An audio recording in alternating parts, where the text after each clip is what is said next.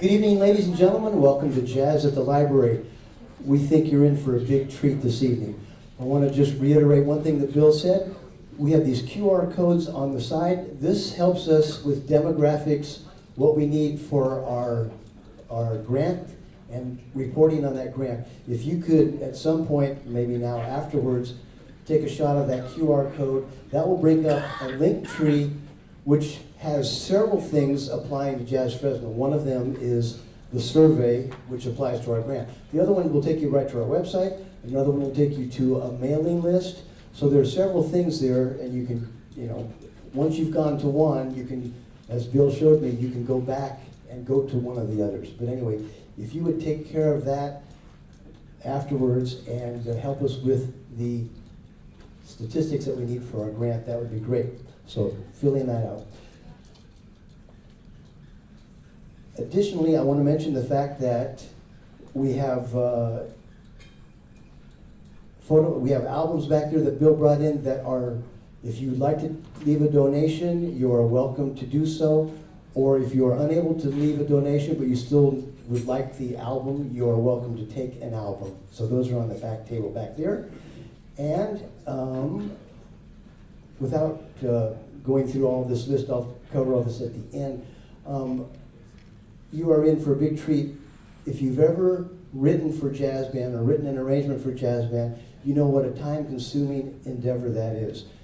Mike Dana has written several compositions which will be presented and discussed this evening. Mike is an emeritus professor from Fresno City College. He was director of jazz studies there. He is also, in 2018, he received the statewide Jazz Educators Award. He's not the only one in this room that received that award, but he was the only one to receive that award in 2018. We have the JCO concert, which is coming up at Roger Rocca's on December 15th. I want to bring that to your attention. Most of this would be flashing behind me, but right now we're waiting for the computer to recharge before we have that work for us. So, without further ado, let's get this program started.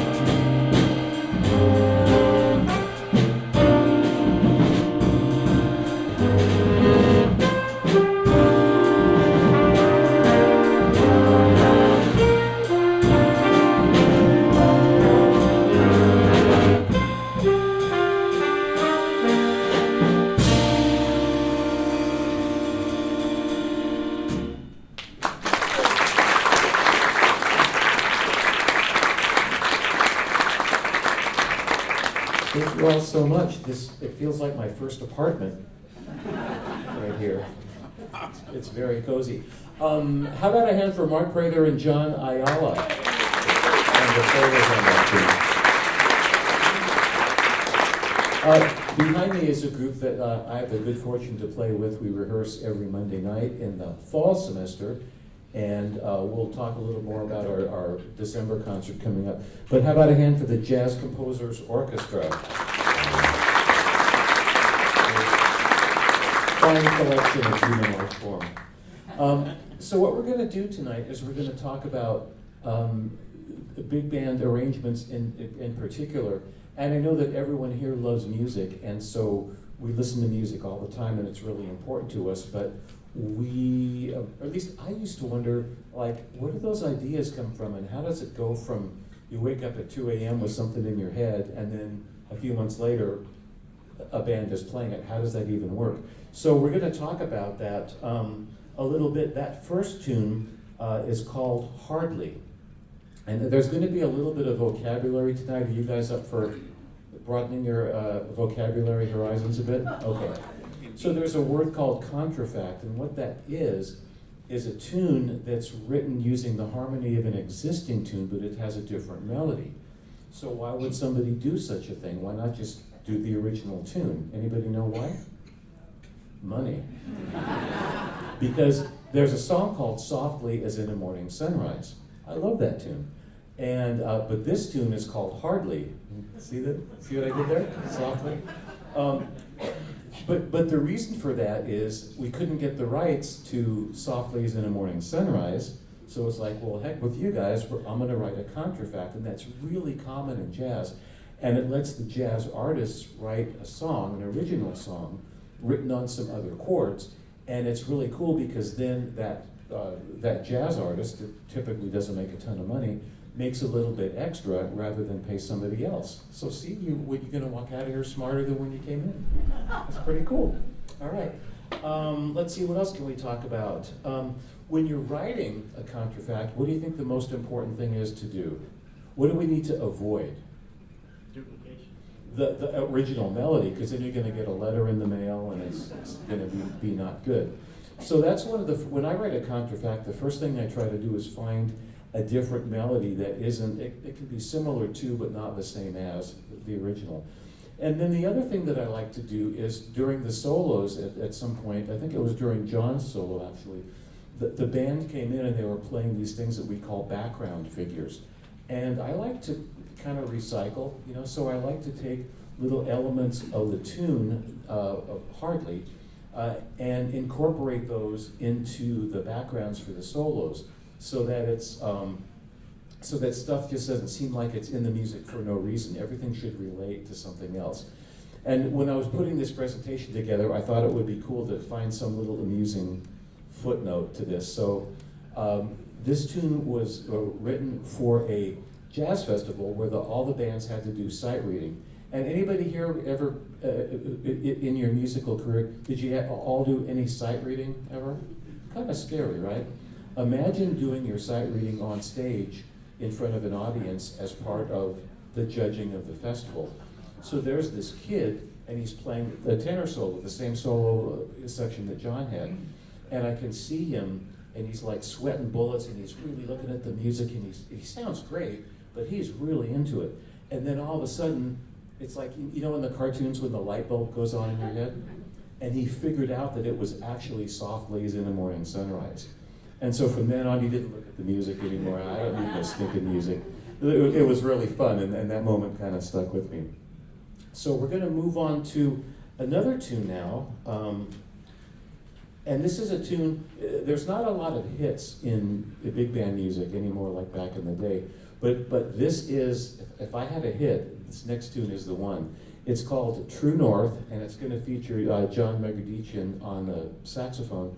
And it's a little different kind of a piece, and I wrote some notes here. My goal was to write something really, really simple and direct and kind of uncomplicated sounding, but still something that had a nice emotional feel. And so I tried to write the simplest melody that I could, and this melody is so simple that I'm going to teach it to you guys right now. So Hank, give me a second here. Can you play that first little bit? Your turn. Ready? Go. Na, na, na, na,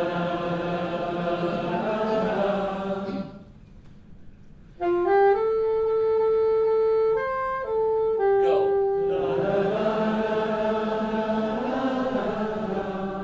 Okay, you all. Well, the gig is Saturday at 8. We're a dark suit. Yeah, so that's really pretty simple, right? You all learned it just like that. The other aspect of composing, in addition to melody, of course, is harmony. That's the chords. And you could, or a person, I could have used really, really simple chords. In fact, if I had done that, it would sound like this. We're going to bring David House into the mix. Okay, 1, 2, go.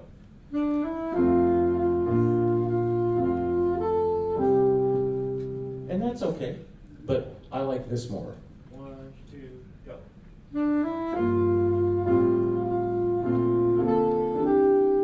Isn't that nicer? Yeah. So sometimes you just sit at the keyboard or the guitar, or I just stare off into space, and I just try to think of cool things to do that would take that simple melody but kind of dress it up in some cooler sounds. Let's see here. And it's kind of would you agree that that's kind of a happy little vibe? Yeah. So for there to be light, there has to be a little darkness. So in this tune, you're going to hear a section where the harmony gets kind of like the gray clouds, right? Before the beautiful clear sunrise. So you'll hear a little bit of that darkness, not too much, just a little bit. And the other thing is, I wanted the section for the improvising to do two things. I wanted it to be really easy for a young musician to play. And so all the chords are just based on the notes of an F major scale. So there's a word diatonic, and it means you're going to stay within the key of whatever the key is. In this case, it's an F. Do you remember when you were little and you were coloring? How do you fail at coloring? You go outside the lines, right? So for the kid that's improvising, if they just stay inside the lines of the key, they can do no wrong. So I've heard some very young musicians sound pretty okay on this tune. And the bass, the harmony for the solo section is so simple. Adam's going to just play his root notes. Go ahead.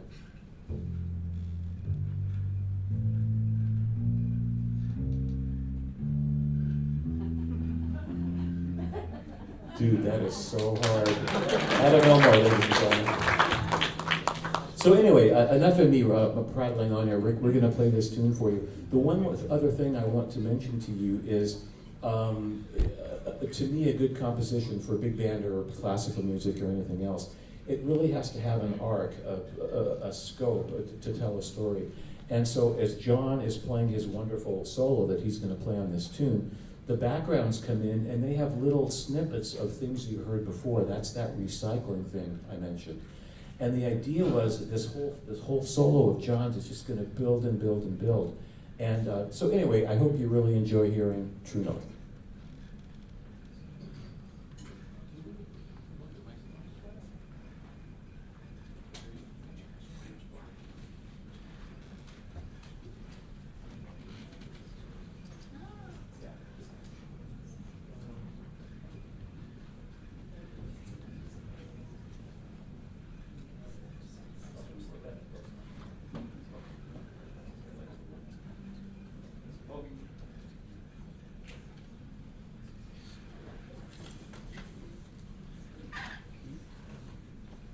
It's very cozy up here.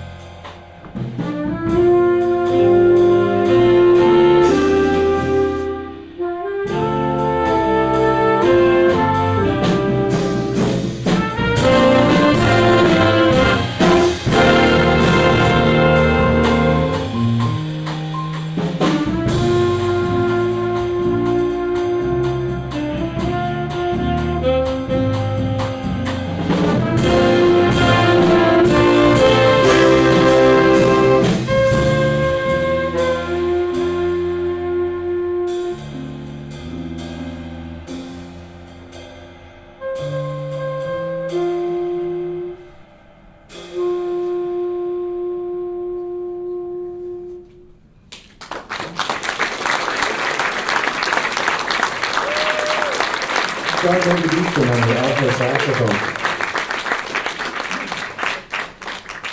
So interesting thing about that tune, I sent it in to the publisher, and they said, yeah, Mike, we're not going to publish this. I said, why not? This is, I'm really happy with this. And they said, well, it has meter changes. So how many people have a music background? You played, you took lessons, you played. Yeah. So it's in 4/4, but every now and then it has a couple of 2/4 bars. Right? You had your hand up, right? Is that hard to go from 4/4 to 2/4? Yeah, you count to 4 except when you count to 2.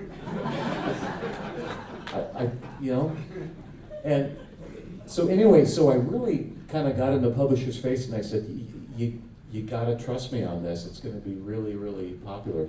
And so anyway, it has been. So cool. Cool. Well, thank you. I want to talk a little bit about kind of the process. If you happen to know me or my wife Julie, our house is clearly the house where musicians live. There's sheet music every place. There's guitars. It's yeah. And I have notebooks in every room of my house. Music manuscript books. I have one in the nightstand by the bed. I have one in all my briefcases. I have one in the car. Because when you get an idea, what I used to do is I would get what I thought was a cool idea, and I'd go, yeah, you know what? When I get up in the morning, I'm going to write this down. I'm sure I'll remember it. So it doesn't happen. So so I try to write stuff down whenever I can. When I start writing a tune, and my wife will attest to this, I'm just like obsessed. I will stay up till 4 in the morning and just until it's done, because I feel like until it's done, I have to just keep working on it. I try to compose every day. I don't always get to do that, but it's my goal. And I try to make it be like my work. It's just, you know, some people, you get up and you go to work at 8 o'clock or whatever. And I try to just make sure that I write every day. And I learned from hearing an interview with one of my heroes that he just writes a lot of stuff, and he doesn't worry about, is this good, is this not good? He doesn't obsess over this one little measure. He just figures, I'm just going to keep the momentum going, and then tomorrow I can edit. I can take out stuff I don't like. And a lot of times I'll go back the next, like I thought I really hit a home run on Friday, and I'll go in onto my studio on Saturday and I'll go, what was I thinking? This is absolutely not cool. So anyway, this next tune is a tune with an interesting little pedigree. Hey David, could you play a C major scale for me? Sounds pretty familiar, right? Okay. Not very flashy. Could you play a D Dorian? Does that sound different than the first thing? No. Yes. It's same notes, only different, right? It's like an anagram. You just kind of move the letters around a little bit and it sounds different. So could you play an E Phrygian? Cool. And could you put like a really low E bass note in the bottom of that?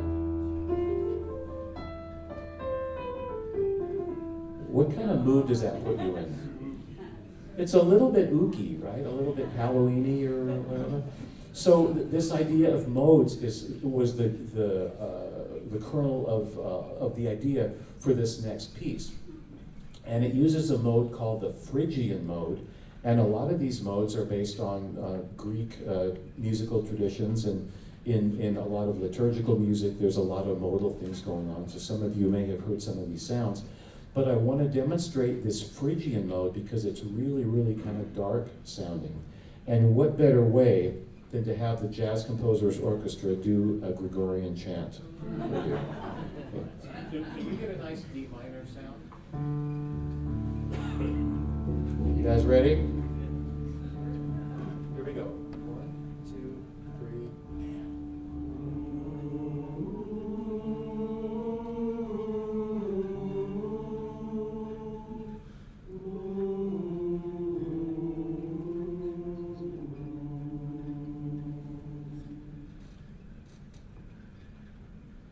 The Jazz Composers Orchestra. So we're going to use this Phrygian mode in this next tune, and here we go. This is called, by the way, this is called Song of Orpheus.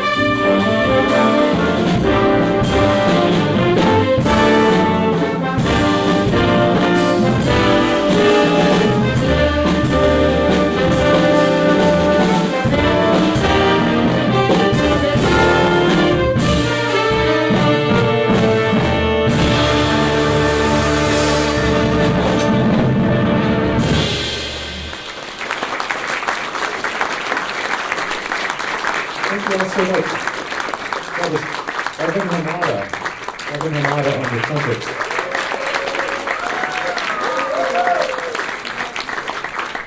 So it looks like our slides are, oh, can we go back to that one? Sorry, Joe.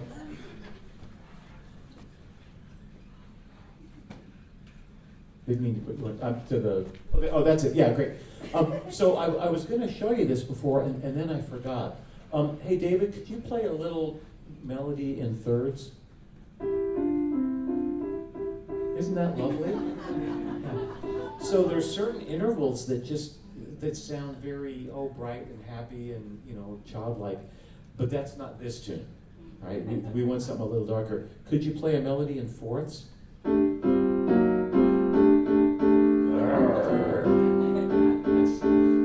The first one is a wiener dog, and this is a pit bull. I kind of think how that is. So one of the things that composers do is we want to trigger certain emotions in the listener, and so if I want you to be all happy and hearts and flowers, we'll use those thirds. But if I want something a little darker, I'll use those other intervals, right? And then there's a term up there that's reharmonization. Okay, what do you think that means? Anybody? You harmonize, you redo it, right? So sometimes what I like to do is take a melody that I put a certain chord on, and then I will, when I do the melody again, I'll use a different chord because I'm looking for a different emotional effect. Just like in a film, you have a character and they're in one situation, and then later on you see that character in a different situation. It's the same person, it's the same melody, but the surroundings are different. So that's kind of what I was trying to do on that tune. And there's a funny to me now, wasn't funny at the time, story about this tune. So the original title was the Gordian Knot. Do you guys know that legend of the Gordian Knot? So when I was a kid, I was really into Greek mythology, so I was doing all this stuff. And so I sent this into the publisher and I said, hey, I did this new piece, it's called the Gordian Knot, I think you're gonna like it. And they sent it back and they said, well, good news and bad news. We love the music, but you can't use the title. Why can I not use the title? So there's this jazz composer, his name is Gordon Goodwin. Anybody know who that is? Very well known, the big band leader and composer. And his new album was called, guess what? The Gordian Knot. It's like, you are kidding me. Damn you, Gordon Goodwin. No, he's a great guy, but it was just, so they go, well, what other titles do you have? And I go, oh, I don't know. So then I just kind of replayed tapes from my head of stuff I had read as a kid. And anyways, that's where the Song of Orpheus came from. And I thought Evan Hamada sounded great on that tune.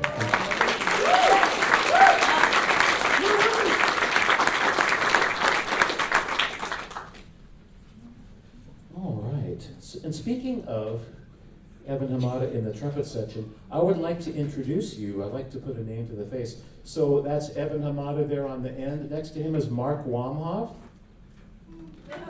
Okay, and then we have Kyle Wheeler playing lead trumpet a lot. Okay. And then we have another Mark Prather on the trumpet. And we're going to feature Mark Wamhoff on this tune. And this next tune is Shenandoah, which I did not write, believe it or not. I'm old, but not quite that old. So here's the deal on Shenandoah. I just always liked the tune. I just thought it was beautiful. And when I was a kid, I wanted to play, in addition to the guitar, which is my instrument, but I wanted to play the trumpet in the worst way. And I was successful at that, playing it in the worst way. But I remember being in concert band in high school, and we played I think everybody plays Shenandoah. God, what a beautiful tune. It's just, if you don't like Shenandoah, just get out of town. But anyway, so I really wanted to arrange that tune, but it's a little bit tricky because I had never done a jazz version of a very traditional sort of Americana kind of melody. And I wasn't really sure what I was going to do with it, just that I was going to do something. But we talked about reharmonization a little bit earlier, and you're going to hear a very familiar tune, but you're going to hear some chords that maybe you didn't expect, some harmony that is hopefully sounds very fresh and kind of nice. And this is a good time to talk about the difference between being an arranger and a composer. If you're a composer, you are creating a melody from scratch, but an arranger takes a song that already exists, the Star Spangled Banner, and they do their own version of something that's already existing. So that's what I was kind of doing here. I did want to change up some of the feel in the rhythm section. Hey Chris, could you play just a little bit of how you play the regular, not the double time, but just the regular thing? To just the, like when he plays the melody. 2, 3, 4. It's pretty chill, right? Okay. Now there's another part of the tune that one of the double time things, where you're going to hear this from the rhythm section. 2, 3, and.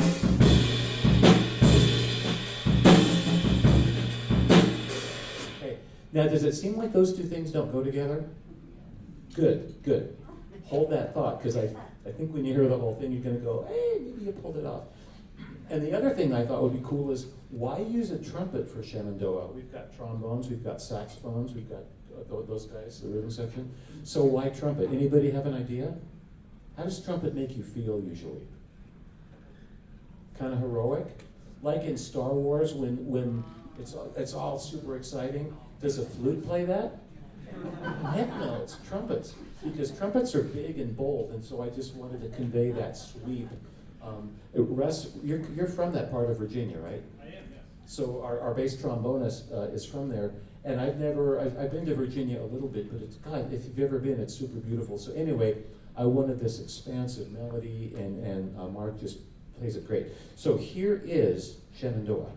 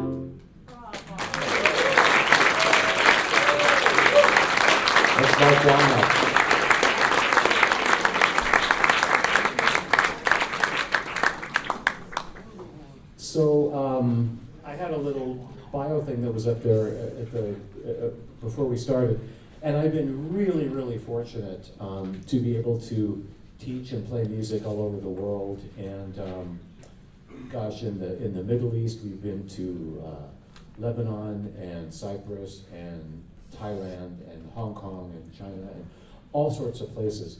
And this crazy thing happened with this arrangement. So my wife Julie and I were teaching, I want to say in Lebanon, maybe.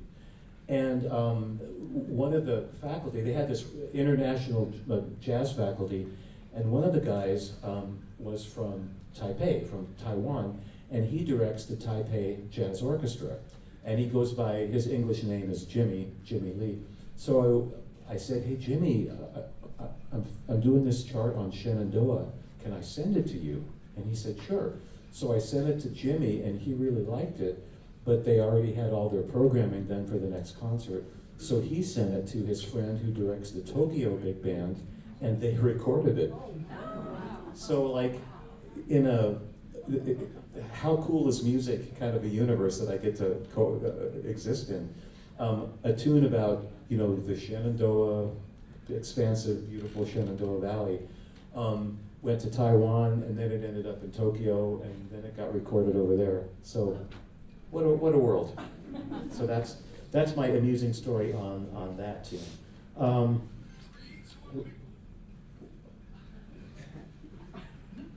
Did you silence your phones? I would like to introduce you all, well thank you, to our trombone section, because they are swell. We have Eric Dewhurst on trombone. We have Tommy Fredrickson. We have Russ Zakaitis playing bass trombone. And we have Barb Schindler playing trombone. And I really like the trombones a lot. I think as a guitar player, we're kind of in the same register. And also, like guitar, you guys can play stuff in different positions, right? And so a C isn't necessarily this one key on the horn, that you could play it here and there. And so that's, I just think trombones are super cool. And also when I took all the pedagogy classes when I was getting my music degree, the trombone kicked my butt really hard. It's too hard. I don't know why people play it. It's too hard. I want to talk a little bit about the anatomy of a piece of music. Like in Shenandoah, everybody knows the tune, but before the tune started, there was this little intro. Do y'all remember that? And so, like, where does that come from? And when I first started writing, I was messed up. I didn't know what I was doing. So I would sit there with my pencil and paper. Now I use a computer, but back in the day, and I would be obsessed with an intro. It's like, I can't write this tune because I don't know how to start it. And then somebody told me, dude, you're doing it wrong. The intro will come to you. Do the tune itself, and then you'll figure out how to introduce it. Same thing with the ending, and that was like so liberating. So the last thing, I don't even think about the intro at all until I'm all done with most of the arrangement or composition. And then I go back, and it's almost like the muse, the angel on my shoulder is saying, hey, do this for the intro, you know? So you kind of have to know what you're going to introduce, right? So you can't really introduce something that you don't know. So anyway, that's kind of a thing. Typically in jazz, the group plays a melody, and then there's usually some little section where we kind of do something cool with the melody to sort of develop it a little bit. And then because it's jazz, we like to improvise, and so there's a section in the middle of the piece, and you'll hear this in the next one, where different people get to improvise based on the harmony of the tune.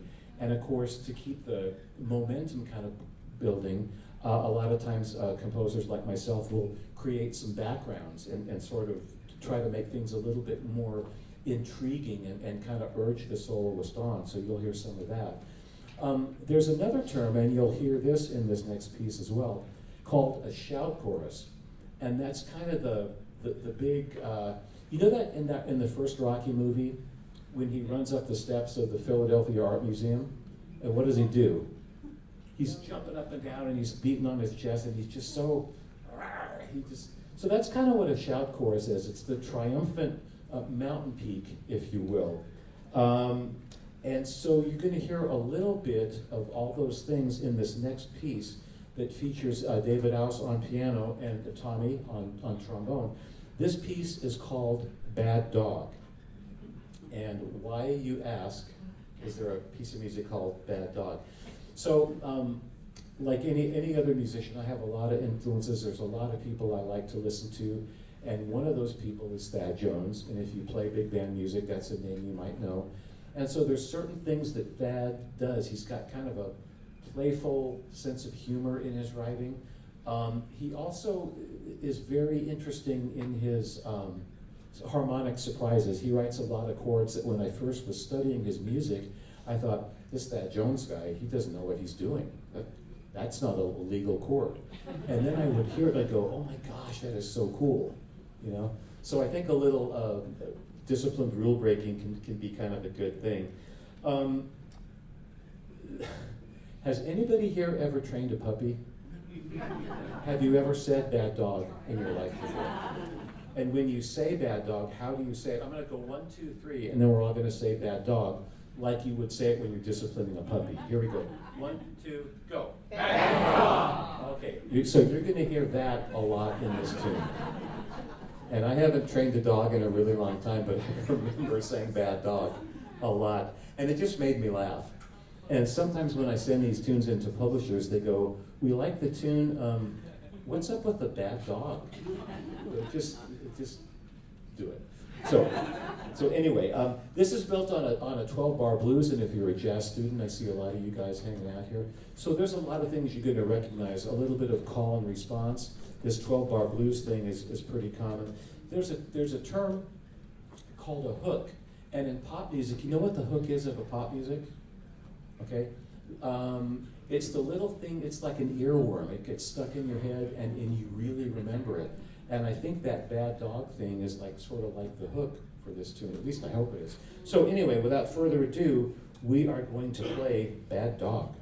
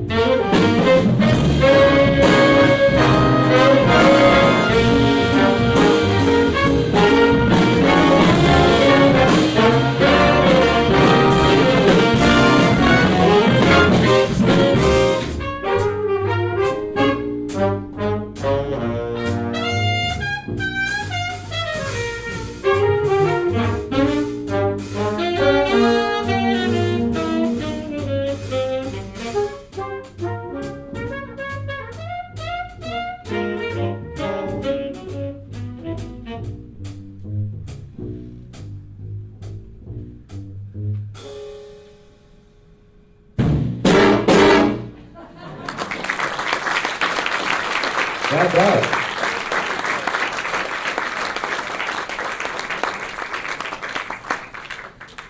So there are bad dogs in the world, but there are good saxophone players in front of you.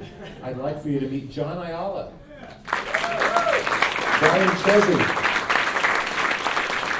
John Leviducian, Ann Hendrickson, and Paul Lucchese. And when I was teaching at City College, I had the great honor of directing this group. And when I retired, I was super happy that Paul, who had been at Buchanan High School for quite a while, came over to City College. So we had a sax player who has what does he have, a marching band rehearsal tonight? He has a thing. Anyway, Alwyn Moffat has a conflict. So anyway, we did a little maneuvering in the saxophone section. So Paul is back in his old seat playing baritone saxophone, which is really good. Yeah, so how about a hand for the saxophone?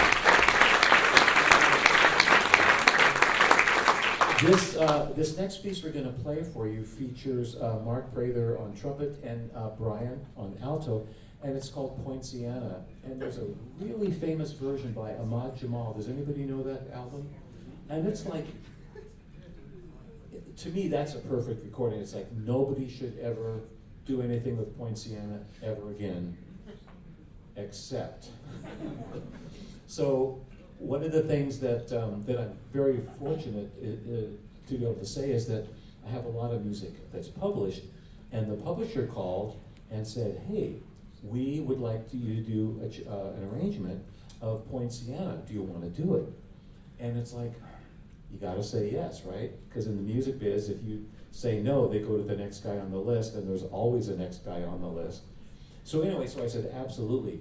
But then I'm thinking, man, the Ahmad thing is perfect. Like I don't know how I can improve that. And I'm not sure I did, but what I did do is I tried to give it a little makeover in terms of the rhythm section feel of it. So you're going to hear a sort of a little light Latin funk kind of thing happening, but then you're also going to hear this really light and groovy and floaty Brazilian samba happening, because I like both of those grooves. And I play the guitar because I love chords and I love harmony. So I took the melody of Poinciana and tried to find some a new wardrobe of chords for it to wear. And so you'll hear that in a minute. And I know it's, I'm the king of the metaphors, apparently. I've been told that. Anyway, but there is a question about like, why do you redo a classic? And I think it's okay to do that as long as you're bringing something new and creative to that. And if you think about it, that's what jazz musicians have always done. I was talking to one of my students about this, and every jazz musician that I honor and respect has been accused of, oh, that so-and-so's going to ruin jazz, or they're breaking all the rules. And Stravinsky caused a riot in Paris.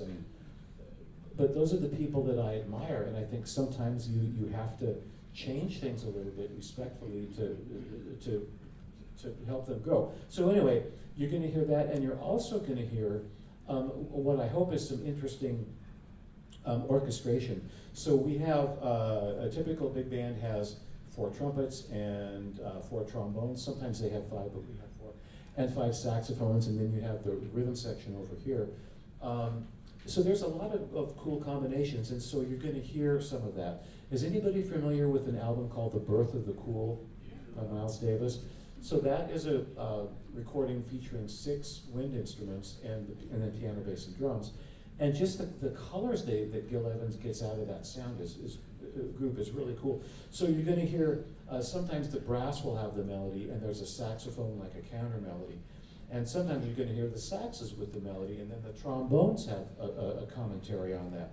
So hopefully there's all those kind of things going on. And we're going to play it for you now, and then I'm going to tell you another little funny now but not funny at the time story about this tune.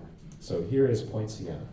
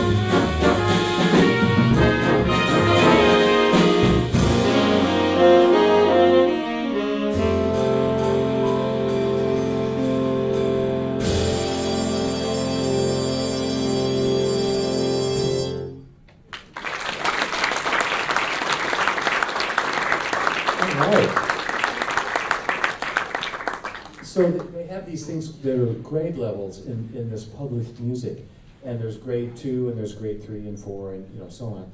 And so the more experienced or older the musicians are, maybe that's grade 4 or 5 level. Maybe a middle school might be grade 2 or 3. I'm really lucky, and I think the Central Valley is really lucky because we have some really, really good middle school jazz band directors, and a lot of them are in this group tonight. And so I'm used to some middle school bands that kids can play pretty well. And apparently it's not that way every place, because they asked me to write a grade 2 arrangement of this, and that's what I tried to do, but I sort of pushed the envelope of that a little bit.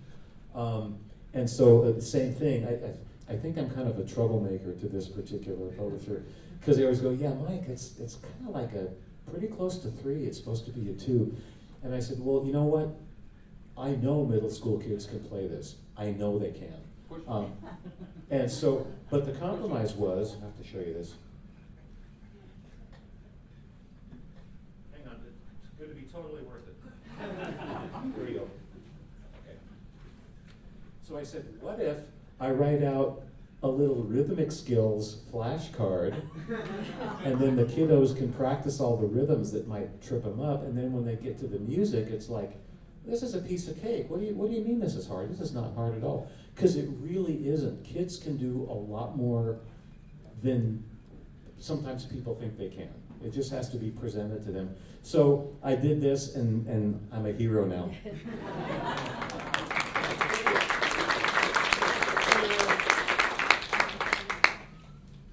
And I wanted to make sure that I had a little time left at the end to do some Q&A kind of stuff, so I think we're on track. Okay, this next thing is going to be weird. So, can we lock the doors, possibly? Okay. Do you have to be a certain age. Does anybody remember the Rocky and Bullwinkle show? Thank you. When I was in college, one of the local stations showed it at like noon or something. And I remember I tried to not take a class that hour so I could go find a TV, because I thought Rocky and Bullwinkle was great. It was a cartoon for kids, but it talked about the Cold War, and it was deep, and it was anyway. So this has a very convoluted. Oh, wait a minute, that's the old tune. My bad. But before we do that, I need to introduce you to a few more musicians real quick. We have a fantastic rhythm section in the Jazz Composers Orchestra, and David Ouse on piano is one of those fine people. As is Adam Elmo on the bass, and my colleague Chris Early on the drums. And for sake of space on the stage, you can see it's pretty cozy here. We also have a wonderful percussionist, and that's Joe Lozama. And you all know Joe. And I had the good fortune to be the guitar player in the JCO. So, but not tonight. Okay, so anyway, so back to this tune. The genesis of this tune was that somebody, it was actually Paul Lucchese, hired me to write a sight reading chart, right, Paul? Yes. For a middle school, and this is a long time ago, and this is what I came up with. And but here's the backstory. Why, you might be asking, what's the deal with that title? So I like NPR. I listen to NPR when I'm driving around, and they had a story on something about the moose population and climate, and there weren't enough mooses? No, that's not right. Moose. There weren't enough geese to, anyway. And they were talking about the mating rituals of the moose and all this stuff. And and I'm not an outdoorsy guy especially, or a hunter or anything, but I'm just listening to this going, this is kind of interesting, interesting, not interesting. But anyway, so they're talking about all this moose stuff. And then, as sometimes happens with me, my brain connects dots in an odd way, and they go, who's a good moose is Bullwinkle. Now that's a moose, because he could talk, and he could outsmart the Russian spies and all that kind of stuff. That's, if you had a moose like Bullwinkle, you wouldn't have a problem with moose populations, because he'd sort it out. And then it occurred to me that the melody of the song fit the lyric of "Beware the moose in love." And I don't know why I thought that was hilarious, and I still do. And I think that's funny. So that's what this tune is kind of built on. I talked about my great love for the trombone section.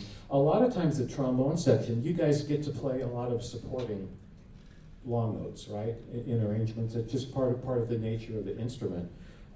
But in this tune, I wanted to give the trombone players a little bit of love. So the trombones get to play the melody, along with the tenor saxophones. That's kind of a cool thing. But the selling point of this tune, what I really like about it, is this is my foray into poetry and jazz. Now, there's a guy in town named Ben Boone that does this really well. I do not do this really well. Ben does. But we have a special guest tonight. Where is Les? He's somewhere. Oh, okay. So at the appropriate time, there's going to be a poetry reading. If you have a black beret, I suggest you put it on. And when you clap at the end, you can do this instead of applauding if you want. But we would love to present to you "Beware the Moose in Love." It's a song, but it's also really good advice.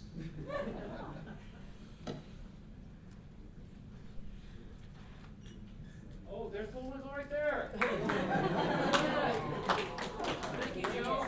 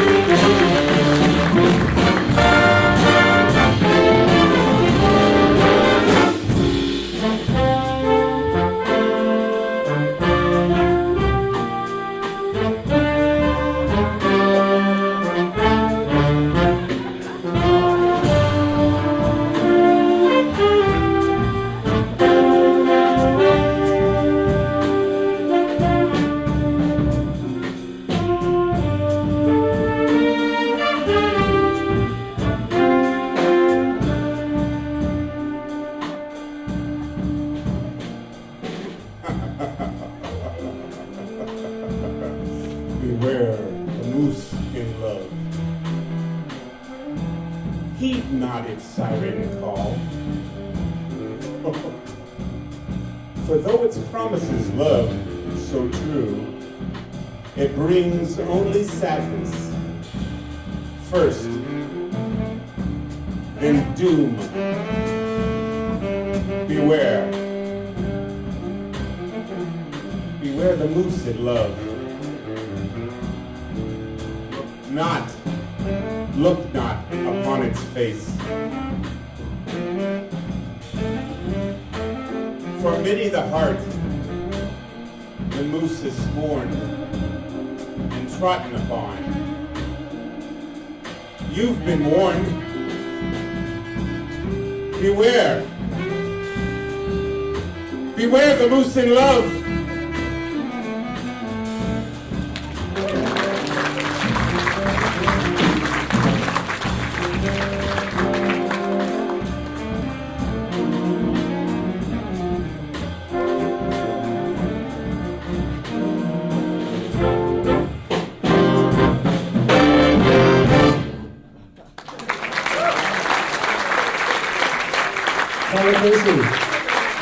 Eric Guitarist, Adam Arnold, Les Nunes.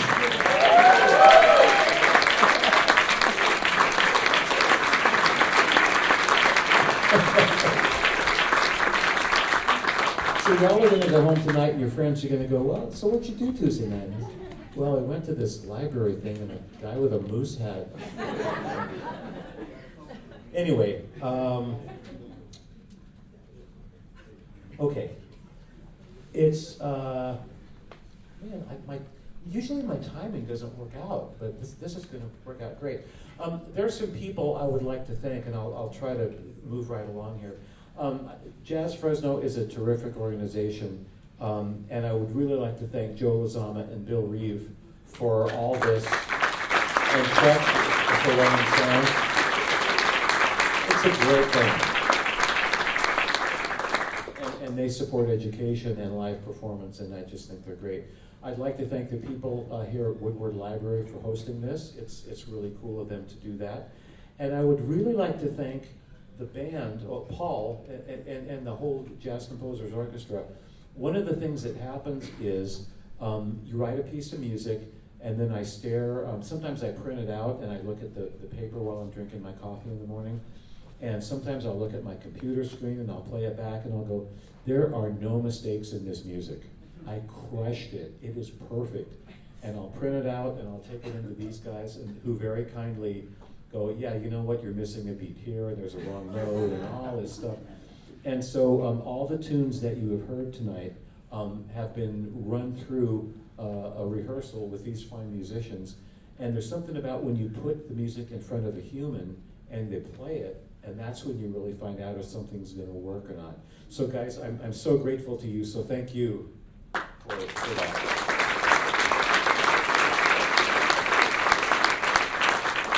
Les Nunes, thank you for being willing to wear a moose hat and do the poetry. A really important person to a lot of us was going to be here tonight, and then at the last minute it didn't work out. Larry Sutherland, who was the jazz director at Fresno State for many years when I went there back in the 70s, and Larry really encouraged me to write music.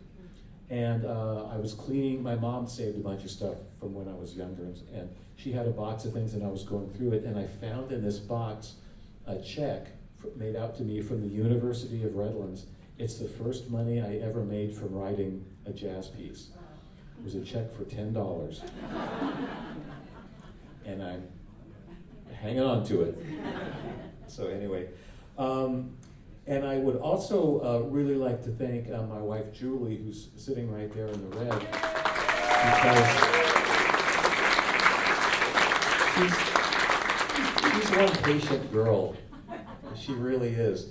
I'm very used to hearing, honey, come to bed, because it's like 2:30 in the morning and I'm in the throes of it. A lot of times we'll be driving in the car and she'll go, you're in the trance, right? I go, yeah, I am. And because I'm hearing this stuff in my head, but I'm driving and I can't write it down. So she'll get out a notebook and I'll say, okay, write a B flat dotted half note And so I'll kind of dictate stuff. So she's very, very patient with me, and she's amazing. So, last tune, and then hopefully we'll have a little bit of time for questions if you guys are interested. This next tune is another contrafact, and the name of the tune, well, I'm going to get to that in a second. Barb, help me out here. We were driving to Judge the Reno Jazz Festival. It was you and me, and Lucchese and Richard Giddens, and Dale Engstrom. So the 5 of us are in this car, and you know, we occasionally talk a little trash as musicians, you know, we're not above that. So we're having a great time, and we're laughing like crazy, and somebody dared me to write a Latin version of a piece that the Thad Jones Orchestra recorded called Groove Merchant. And it's a great chart. It's not written by Thad, it's written by Jerome Richardson, but still it's a great chart, and it's kind of associated with the Thad Jones Orchestra. And I said, yeah, I can write a Latin version of that, and so I did. And so, you know, it was kind of sitting on the shelf. So this is the funny, it's funny to me anyway. So I get an email from the publisher, or no, actually she called me and she said, we are looking to do some Latin versions of some of Thad's music. And I said, oh, that's a fantastic idea. And she said, but we're looking for something that's going to be a little bit more accessible. And I said, well, that's another fantastic idea. And she goes, do you have any ideas? Do I? What about Groove Merchant as a Latin tune? And she goes, that's a fantastic idea. Now keep in mind it's already written. So she says, how fast can you do it? I go, well, it's a big job. Probably like a couple of days. She goes, oh my God, you can do it in 2 days? I think I can, yeah. I'm feeling really guilty, not guilty, you know. So anyway, so I did the tune, and we're going to play it for you right now. It features Evan once again on trumpet, and John on alto, and Barb on trombone. But before we play it, one of the things as a composer that I think as composers we are affected and shaped by all the music that we've listened to, and especially if there's a certain artists and writers that you like a lot, and for me Thad is one of those. And so there's just some things that he does that are so cool. There's always a really great groove happening. There's always these little surprises. Every time I listen to a recording, I just go, wow, why did he do that? I wasn't expecting that. And then that's why he did that, because we weren't expecting that. So I hope you'll hear that. There's a little, the ending of Groove Merchant is kind of cool. And so at the very, very, very end of this chart, the last thing you hear is the Latin version of the ending of the original Groove Merchant. And I figured I'm probably not going to get sued for that. So this will be our last tune, and we'll have a little time for questions afterwards if you guys want to do that. So here is El Mercador de Groove.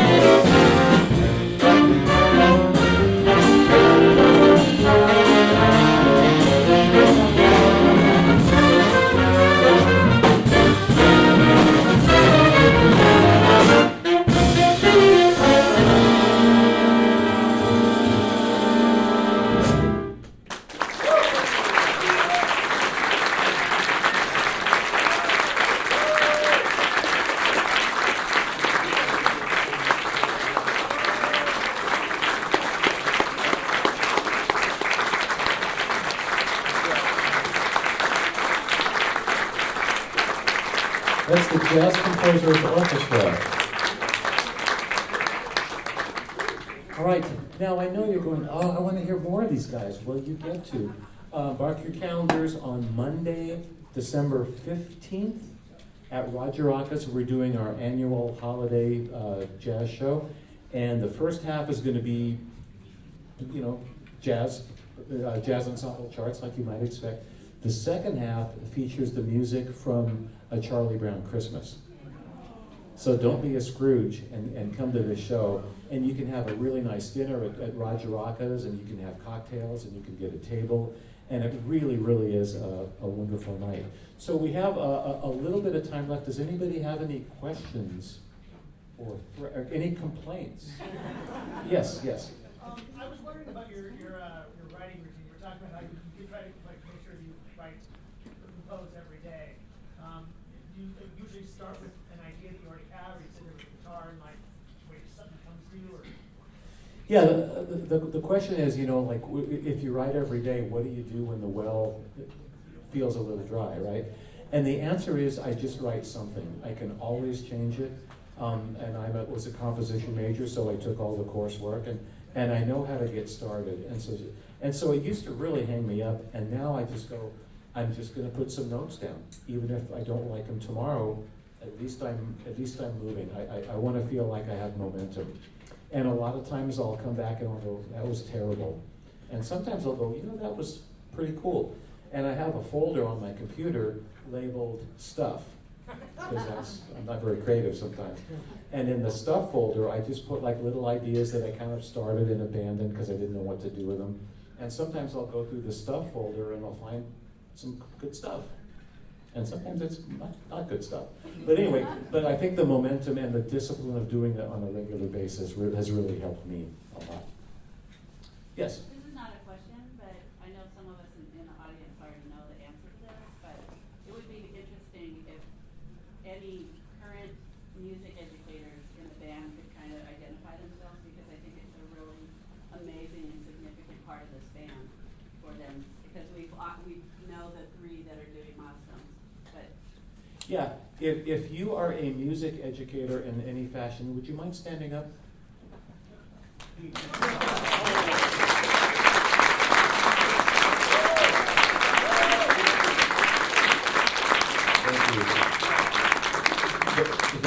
The idea behind this group was that it would be made up of educators and as many composers as possible. And so when you send your kids off to school and they take a jazz band with so-and-so wherever they go, these are the people teaching them.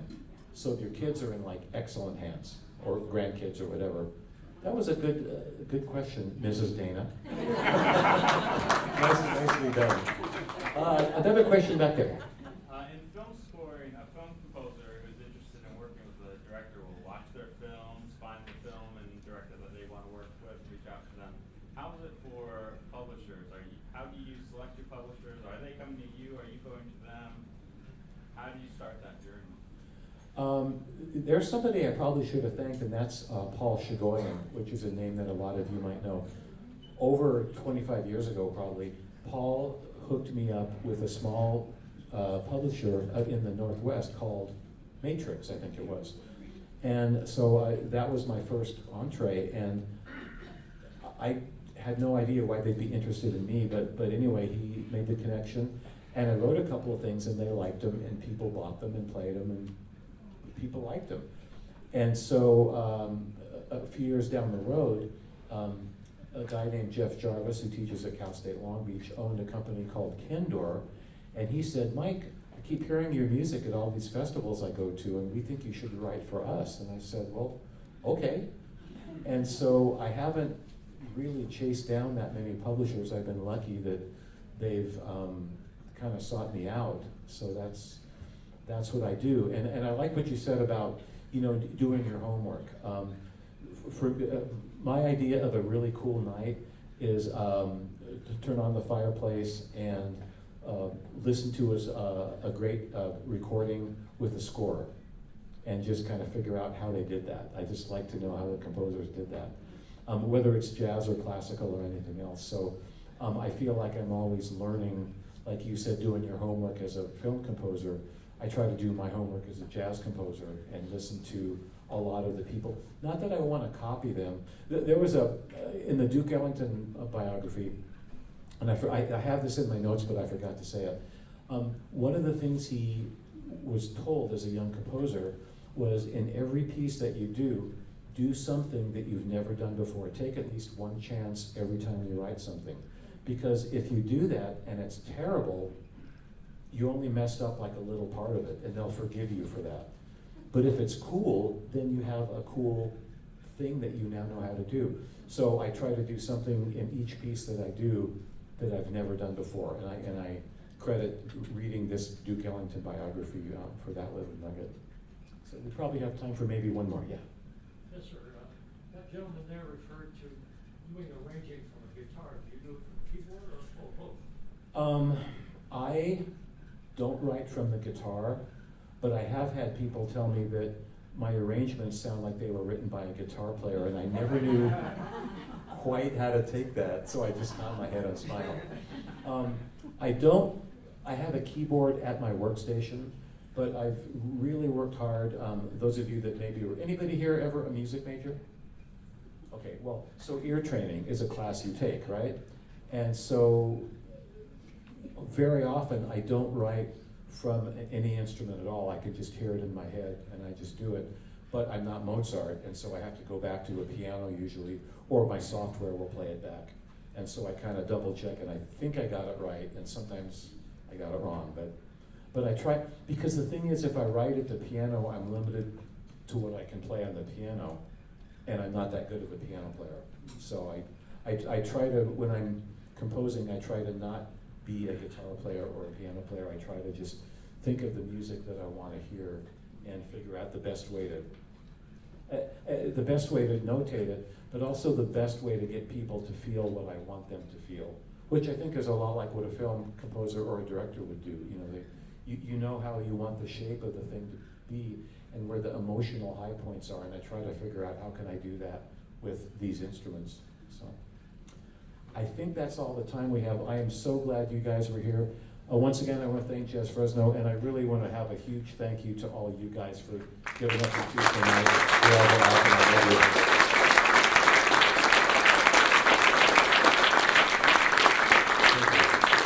So before we go, just a few quick things. In December, there is no jazz at the library because there's so much other music going on and the musicians are all busy with other performances. We will reconvene in January, but we have a special treat for you in January.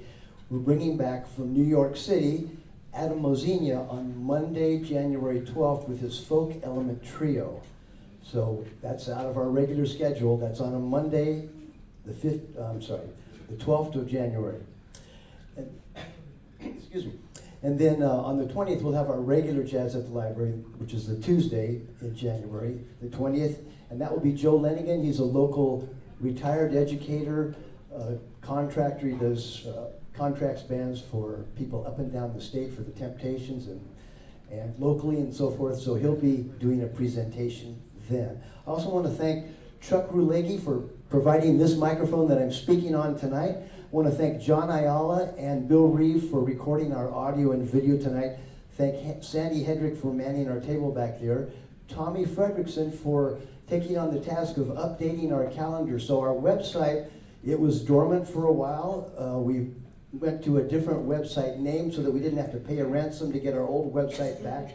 And it's up and running, and it keeps getting better and better. So Tommy is managing the events. If you are someone in the jazz world who has an event you would like to appear on our calendar, submit that. Also want to remind you about the QR codes. With the QR codes, you can, one, take our survey. You can also sign up for our email list. And what else am I forgetting, Bill? You can get to the website from there too. Perfect. And you can get to the Instagram account from there. And you can get from the Facebook, I think, Excellent. Also, if you want to do That's that. correct. The website is jazzfresno.online. Yes.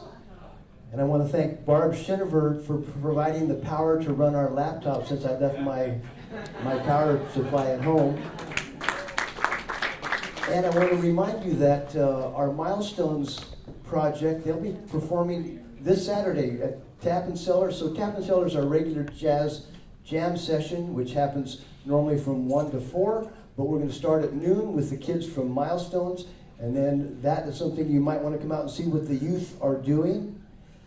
What else have I left off? Anything else? Oh, Mike has his debut album as a leader coming out in 2026. So that is being recorded and mastered, etc. And so you want to look for Mike Dana's album to come out.